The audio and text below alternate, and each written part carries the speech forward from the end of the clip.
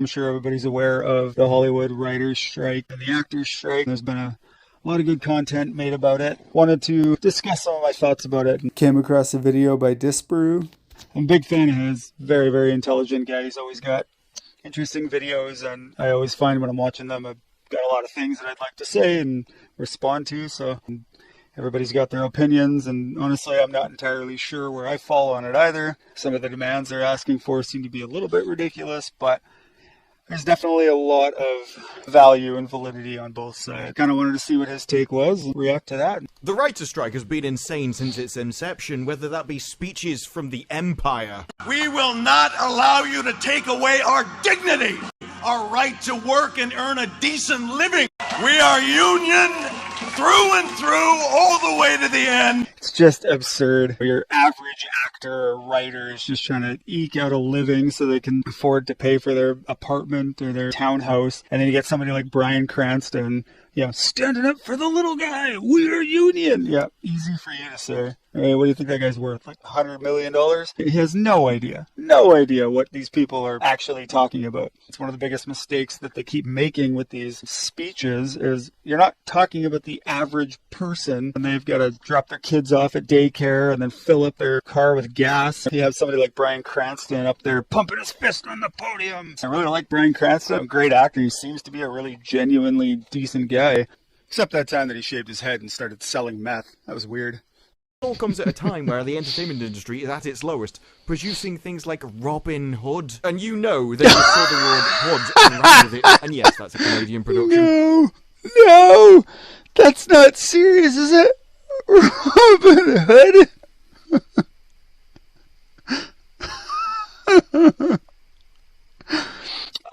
I genuinely can't tell if Hood is supposed to be the hoods that they're wearing with their weird-ass wolf masks, or if it's supposed to be like the Hood. Like, what am I looking at? I'm truly hoping this is some sort of next-level parody. Oh, that's just so awful on so many levels. And speeches that sound like they're in some kind of religious war. The writers and actors have already won the battle of solidarity and righteousness. All of the PR comes from one direction. We're severely underpaid, we're starving to death, we desperately need more money. Starvation wage. You know, they just saw the word Hood and ran with it. And yes, that's a Canadian production. Let's be honest, we've seen plenty of things that quality level. What does that mean? What? Canadians can't make good film? We're not some backcountry bumpkins here.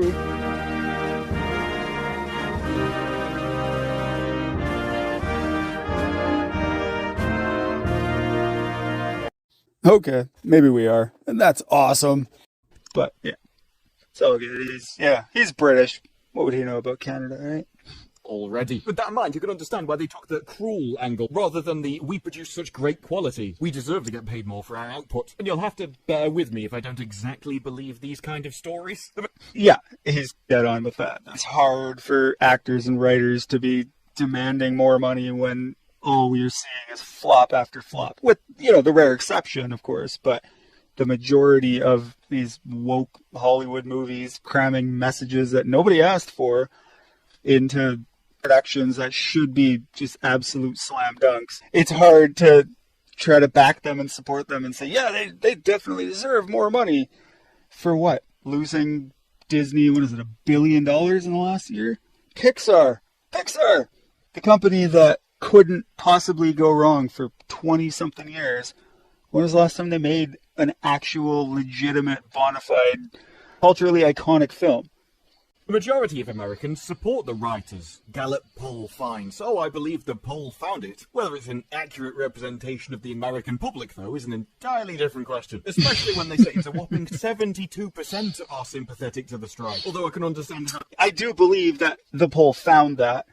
I think most people are not following this story that closely. You poll a bunch of people and say, hey, who do you support? Disney making billions of dollars, or the writers and actors on strike begging for, what do they call it? Like slave wages? And of course, the average person's going to say, oh yeah, totally. I stick with the little guy. It's nuanced, but he's questioning the validity of the poll. And I think that sounds about right. 72% of the average population probably would support the average workers against the, multi-billion-dollar conglomerates. They could probably phrase it in such a way that they'd get 100% if they wanted to. And that's why, you can't rely on news media that says studies show. Well, yeah, a study can show anything you want it to show if you're unethical. And let's be honest, journalists are anything but ethical these days. I've worked on political campaigns, and it's one of the biggest things you learn is how significant asking the right question is. One of the things I hated about working on political campaigns, but you can pretty much always get the answer you want. You can always get the data you want by phrasing the question in the right way. Even somebody that you massively disagree with, you can get them to answer a question in a way that's beneficial to your cause by phrasing it in a way that they can't disagree. I was involved in a program where we had to do a survey on campus for thousands of students to try to collect raw data, but this one was specifically a social research concentration, and the whole purpose of it was to do everything we could to ask the least biased questions, and it is remarkably difficult when you get a group of people together to try to come up with a survey that doesn't lead people, where people don't have, social desirability biases, all those things that people have to think about when they're answering these surveys of, how do I want to answer? What do I really feel? Does this make me look bad if I answer this? What's the outcome if I answer the other way? These are all the things that people have to ask, and the way you phrase your question changes all those different perspectives. And that kind of thing happens. If you ask people, do you think they should get a pay rise? They're like, yeah. Yes. If you've got a list of demands and then at the bottom you've just gone, I don't want world peace. They agree to give you everything you want. Look, we can't give you world peace. World peace is impossible. Yeah, no, it's world peace and nothing. Welcome to the world of Hollywood writer. Have they got their I love it. It's pretty much it. Like, you can't please them. And the thing is, despite all their religious warfare talk, the writers did get an offer. And it was an offer that did pay attention to their demands. It gave them new things in AI to Really? I hadn't actually heard that one. What seems to be a pretty legitimate offer. Data transparency, residuals. But there was a problem with it. The WGA just decided to cut it. We're not going to tell it to members. We're not going to give it to the press. This is radio silence. So the studios came out themselves and decided to tell everybody about it. Whether it was a PR move or simply because they thought it was a genuine offer that the WGA members deserved to know in an attempt to make them fall out. And How do you do that? Like, that is literally the purpose of union heads, to present whatever is happening to the members of the union to allow them to vote. Everybody talks about how unionization is the best form of democracy, the best representation, and yet union heads act exactly the same way as any politician does or any corporation does.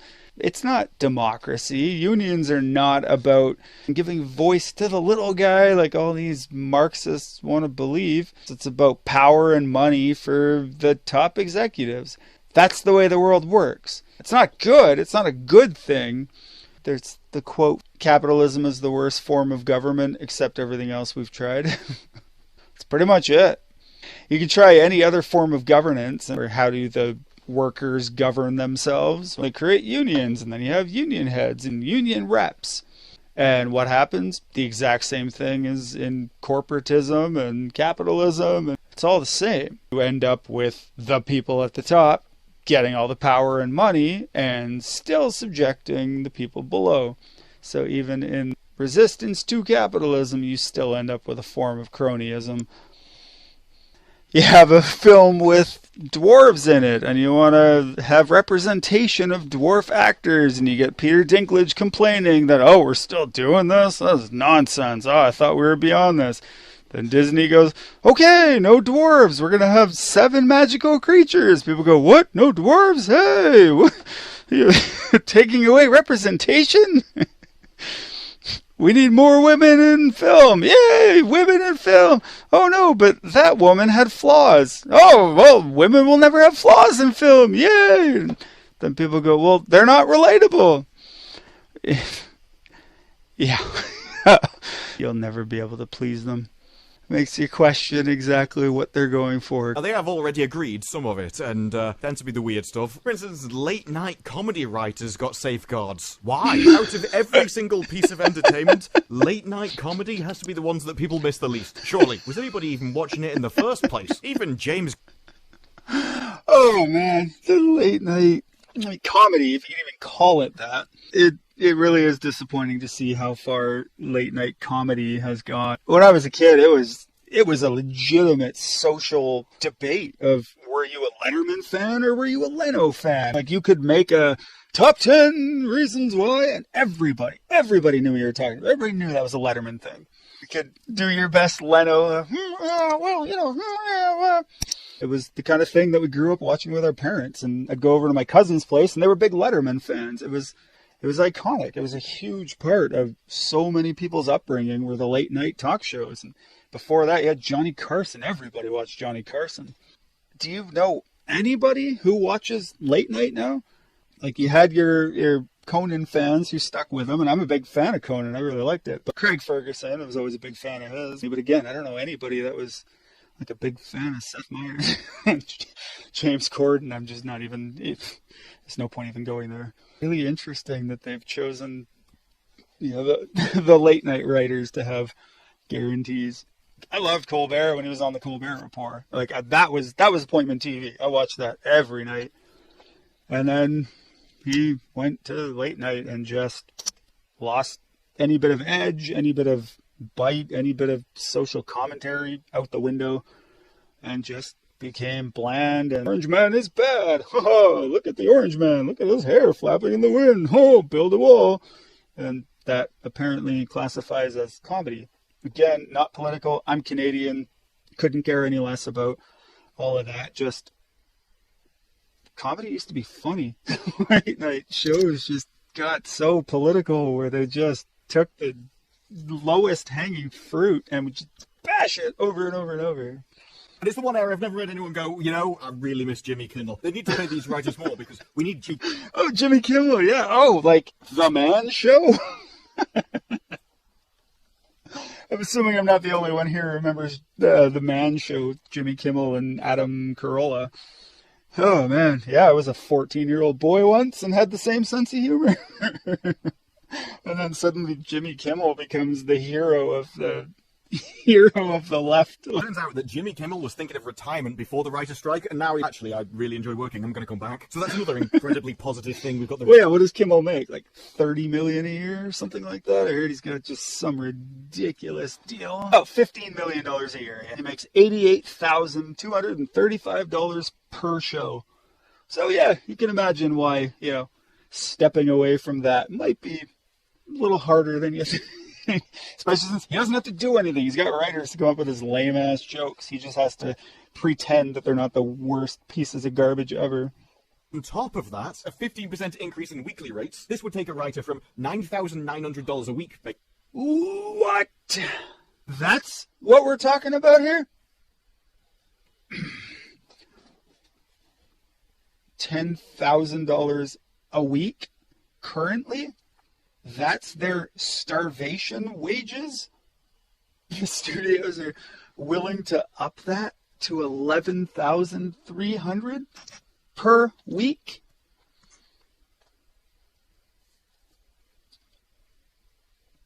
The average person would be happy to make that in, 2 months?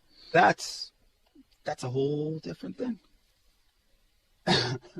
You're getting a pay rise of $1,100 a week over 29 weeks. How is your response to that they need to pay their workers? Starvation wages. Or as the LA Times put it, we recognize them for what they are, lowball offers. $11,000 a week. Residuals would increase from $72,000 to $8,000. Bingo. Yeah. That's all that needs to be said. Starvation wages. Recognize them for lowballs. Yeah, $11,000 a week.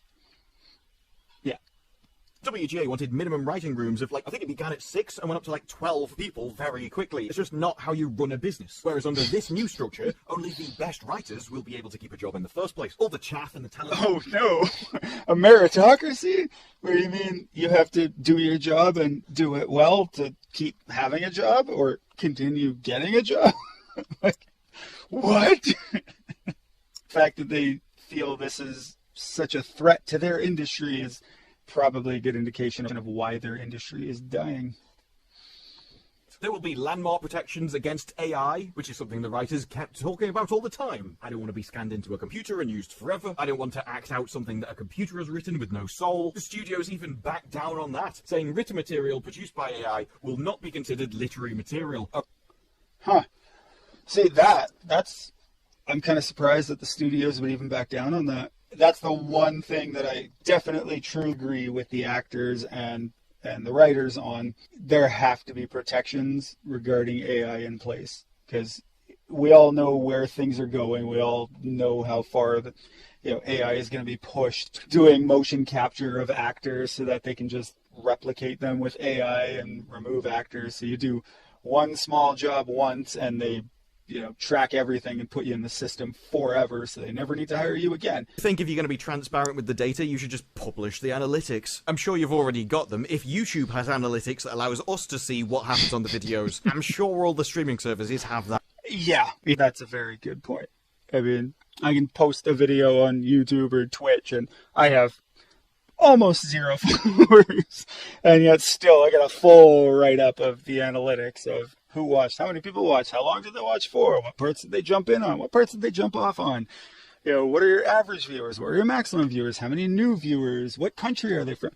This is for me, a random dude just making a commentary video or playing Fortnite from my home office, and I get that detailed of a write-up. And yet these writers who are making $11,000 a week, or actors who are making hundreds of thousands of dollars per episode, are being told by Netflix and Disney Plus and HBO Max, I guess it is now, being told, oh, sorry, we can't share those analytics. Like, come on. It's a world run on analytics. I bet if, McDonald's or Coca-Cola or Walmart came along asking to advertise with you, suddenly, wow, look at that. Those analytics are readily available for them. And they asked him, did you see any data while you were working with them? No. He was just given adjectives like, we feel good about these numbers. The comps are right in line with what we were hoping for. But when people don't give you numbers, that's when I'd be suspicious. What have you got to hide? I think the majority of the points have been made.